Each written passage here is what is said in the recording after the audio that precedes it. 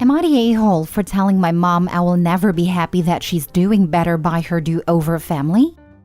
My mom was not active in my life when I was young. She left it all to my dad. He was such a good dad too, and he did his best to make up for mom never being around. They were married, by the way. She was married to her job mostly, or always doing her own thing. Dad would try to bring us together, but she always had excuses. A year before he died, I noticed he started to grow more frustrated with her. She'd let us both down many times, and they started arguing. The day he died, he got into a crash. He stormed out of the house after mom accused him of trying to pawn me off on her, and how she wasn't some cheap babysitter. After he died, she was in a weird place for a few months. I hardly saw her and spent most time at my uncle, Dad's best friend's house. She met someone new and dedicated a lot of time to him. I was 11 when Dad died, had turned 12 when she met her husband. It was obvious how different she was with her second husband. It was also obvious when she had kids with him that she was a more involved mom. She actually went with them to see Santa, took them places, made memories. All stuff she never did with us or even me. I resent it, I'll be honest. Her husband noticed it before I moved out of their house and called me out on not being happy for my siblings and him. I told him he got everything my dad had begged for. That I would not be happy she let my dad die unhappy. That she made me unhappy my whole childhood. He called me childish, but I told him I didn't care about his opinion or his happiness. I moved out before I graduated and before I even turned 18. I live with my uncle now. It was just better. Ever since, Mom has been like, why don't you visit? Why do you never call? Why do you never answer texts? She texted me twice before that point in 3 months. She asked to meet me last week, so I did, since she was paying. She told me that she was doing better by her family now, and did not like that I carried such a clear grudge. She said she's doing everything with them to make sure they don't miss her like I did, and I should be happy for her and them. That she'd like to think my dad would be happy for her. I told her there was no way he would have been happy, that she ignored the kid he had with her, and did everything he wanted with me for other kids. I told her at the end of his life, Dad probably didn't even love her anymore, like she clearly never loved us.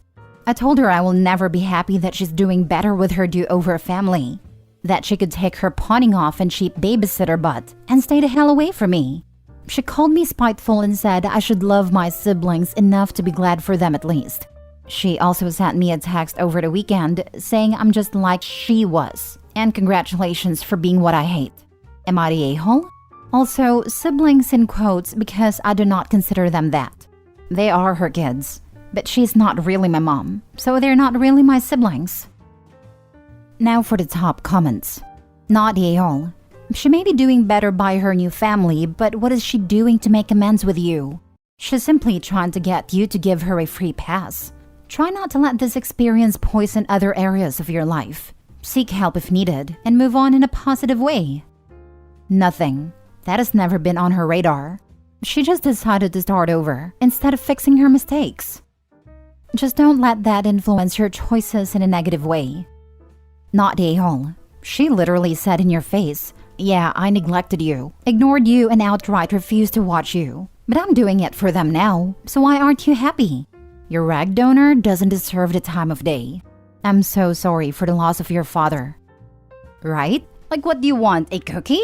Part of me wonders if she's looking for that cheap babysitter in somebody else. That's what I was thinking when I read that she wanted to reconnect with you. Not the a-hole, but do consider therapy to help you through this. Both the loss of your father and the utter wretch of an egg donor. I'm sorry for the loss of your father, and glad that you had an uncle that also stepped up to help you. Family is often, and better, what you make, not what you're born to. By saying OP is now just like she was, I would say that was exactly your intention by reconnecting. I'm very sorry this is dredging up so many awful things for you, OP, now that you're finally in a better place.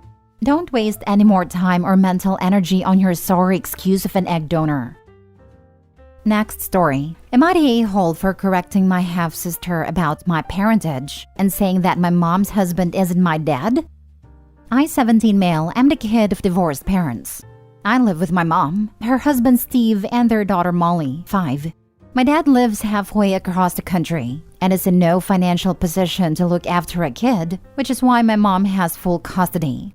In spite of that, my dad and I are really close. We have daily video calls and send each other cards and presents on holidays and birthdays, and if it was feasible, I would totally rather live with him. That is all to say, I don't need another father figure to take his place. Anyway, the other day Molly referred to Steve as me and Opie's daddy, and I corrected her. That he is her daddy, not mine. Molly looked dismayed and asked me what I meant and asked, "Does that mean you're not my brother?" I explained to her that I have a different dad, and that her dad is my mom's husband, but that doesn't mean he's my dad. I reassured her that I'm still her brother, and I love her and so on. Steve shot me a death glare, and my mom just looked sad. Molly seemed to accept my answer, and we carried on with what we are doing.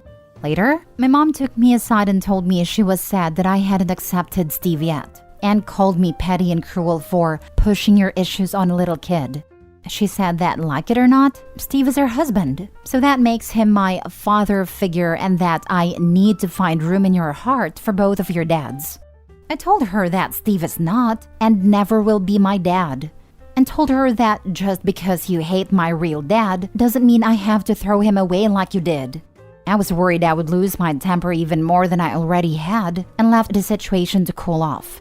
In the time since, Molly has been asking me incessant questions about my dad and why my mom left him. She slept with her gym buddy, but I'm not going to tell Molly that until she's older. So for now, the story is that my mom just fell out of love with my dad. Steve has been avoiding me like the plague and being passive-aggressive when we have to interact, and my mom has been bugging me to apologize to him. She's also been trying to find excuses for me to skip my video calls with my dad, but I'm not going to ever do that. Still, I'm worried I may have opened a can of worms I won't be able to close. Am I the a-hole? Not the a-hole at all, buddy. Your mom cheated on your dad, broke up their marriage, and expects you to treat her husband the same as your dad? She's the a-hole here. Steve is an innocent victim unless he's the aforementioned gym buddy she cheated with. I get him wanting to be close to his stepkid too. As long as he isn't pushing a father-son relationship too hard and is an otherwise decent person, I'd cut him some slack. He might just be hurt and think you hate him. Maybe try for an uncle-nephew style relationship with him if it's comfortable for you.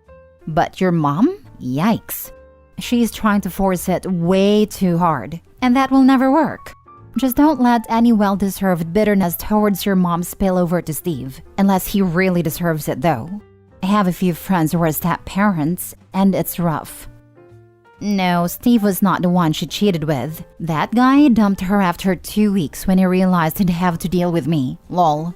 Anyway, not to rant, but in short, I don't like Steve because he treats me like a little kid. Literally one time he tried to make me go to bed at 7:30 because that was Molly's bedtime. He calls and or texts me every 30-ish minutes when I'm out of the house because apparently I could be kidnapped at any times. I am cordial and polite with him, nothing more, nothing less, and plan to speak to him as few times as possible once I move out. Not the a-hole, and for once on the sub, we have an evil stepdad story, lol. In all seriousness, you have no obligation to accept anyone as your dad if you don't want to. All you did was tell your sister the truth, a truth she was going to find out anyway, and I think you did it in a very respectful and gentle way. Your mom trying to force you to connect with her husband and trying to drive a wedge between you and your real dad is concerning. And her husband's issue might be that your relationship with your dad is interfering in their perfect picket fence life and reminding them of your mom's past cheating. Good luck, you're going to need it. Thanks, friend. And yeah, I have a feeling you might be right about the picket fence thing. Next story. Am I the a-hole for disobeying my mom and stepdad and telling my half-sister the truth? So, I, 17 female, have a sister, Leah, 10 female. Leah and I share the same mom, but my stepdad is her dad. My dad died a few months before my mom got married. My parents were not together when he died, and I knew my stepdad while my dad was still alive. My stepdad, for years, has tried to take over as the dad in my life. He wanted to adopt me and change my name. He tells people I'm his daughter and that he's my dad. My mom does the same. She was really angry with me for a couple of years for putting an end to the adoption dream. Then they decided that Leah didn't need to know, and so they have always told her we're full sisters, and it just took them a while to have her. Leah has often questioned why I call her dad by his name. It has always been something I have told my mom and stepdad they need to fix, because I would tell her the truth someday. They said I was not allowed to, that I could see this as a chance to let my stepdad be just my dad, and to stop with the childish nonsense that I have been keeping up for the last decade. Leah grew more and more questioning about it. So, a few weeks ago, after telling my mom it would happen, I told her the truth. I showed her photos of my dad, told her I still loved her but that her dad was not mine. She asked if I disliked her dad, and I told her simply he could never replace my dad. She told me she'd feel the same way if hers died and mom remarried. I told her I was glad she understood. She asked me if it made me sad or mad when people said a wrong thing about him being my dad. I said it did, that I didn't like it much, but that I tried to not hold it against people. When my mom and stepdad realized I told Leah, they were so angry. I was grounded for 3 weeks, for going against them and for putting Leah in a bad situation. I argued back at a time that they were the ones who lied. My stepdad said it was not a lie, because despite legally and biologically not being my dad, he was the one who was there. He would be the one walking me down the aisle one day. He would be grandpa to my future children. And he's the one who will have been my dad for more than a decade. I told him he'll always be my stepdad for a decade, or 2 decades, or 3 decades, but that step will always be there. They're still angry, and they upset Leah by correcting her and trying to make her make me call her dad my dad. So I feel bad that now she's got pressure on her for doing what doesn't upset me, and it has been pointed out by my mom that it's all my fault. Am I the a-hole? Not the a-hole. Please get out of that house as quickly as you can. Your mom and stepdad are the ones acting childish. The adult thing to do is to admit the truth, rather than live a lie. My dad literally visits the grave of my mom's first husband at least once a year, and encouraged my older sister to have a relationship with her father's family. Your mom and stepdad are too immature to be proper parents. And it's funny that he just assumes that he'll be there to walk Opie down the aisle or be a grandfather, as if they're not doing everything to convince Opie to cut them off the second she can. Exactly. Pretty sure both those things require her to consent to his involvement. Years of mental and emotional abuse, because this is what it is, probably mean he'll be lucky to get a card at Christmas. Your 10-year-old half-sister is more mature than your mom and stepdad. Not the a-hole. They're delusional and horrible and thinking they can erase your dad from your life. Honestly, every time they try to say you're his daughter, I'd have spoken out. It's so disrespectful to your dad and to you. Your parents are massive a-holes. I honestly don't understand it. Not only are they delusional, but it also seems like they haven't really thought this out. It seems like Opie still has her dad's last name, since she said that the stepdad had tried to adopt her and change her name.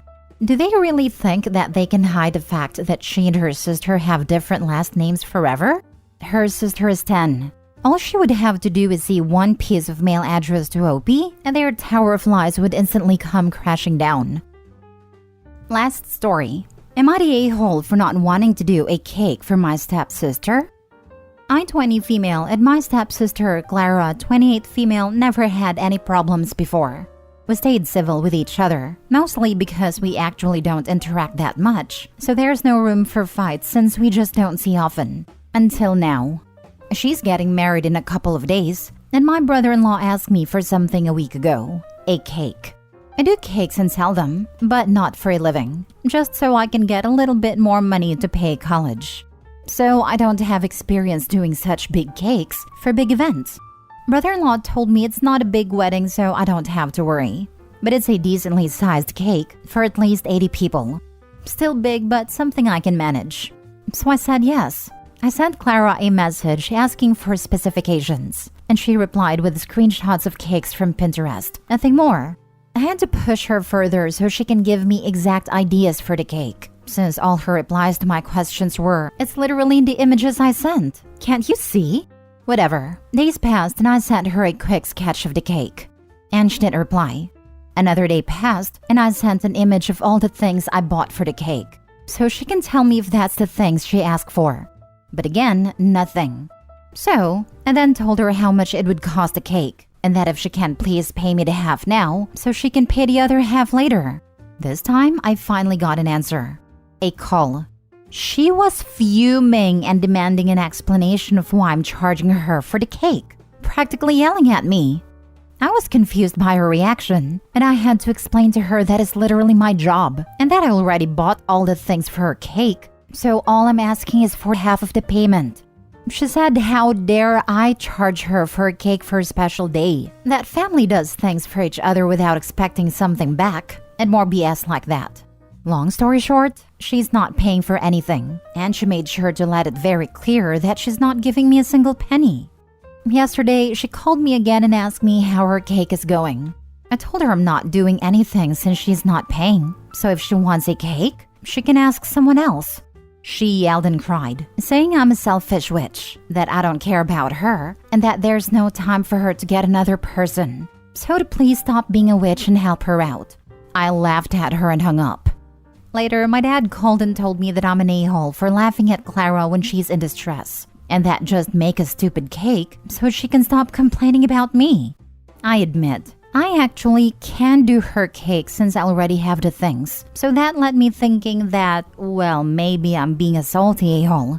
I can do her cake, I have the things already bought and her sketch made, so I don't lose anything. My mom told me the exact same, and I'm genuinely starting to think that I might be an a-hole here. Am I? Not a-hole. And I'd tell your parents they should be ashamed of themselves for pushing you to let yourself be treated badly and taken advantage of. I think that's what hurt me most. They keep saying it's not a big deal, and it's getting in my mind so deep that I'm starting to feel bad. They kept dismissing my job, but when I told them that thanks for some stupid cakes, they no longer have to spend thousands on my college, and they finally stopped pushing. What isn't a big deal? Next semester's tuition? Your time? Your skills? How about your relationship and reputation with the rest of the family? Or is it just your feelings? Those don't matter in the end. Which of these things that she destroyed shouldn't matter to you? Actually, I don't even care at this point. Only when I told my dad that the money I spent on her cake was for paying my college, it's when they said they'll talk with Clara. But after that, I just got kicked out of the family group and guest list. So, her problem, not gonna lie.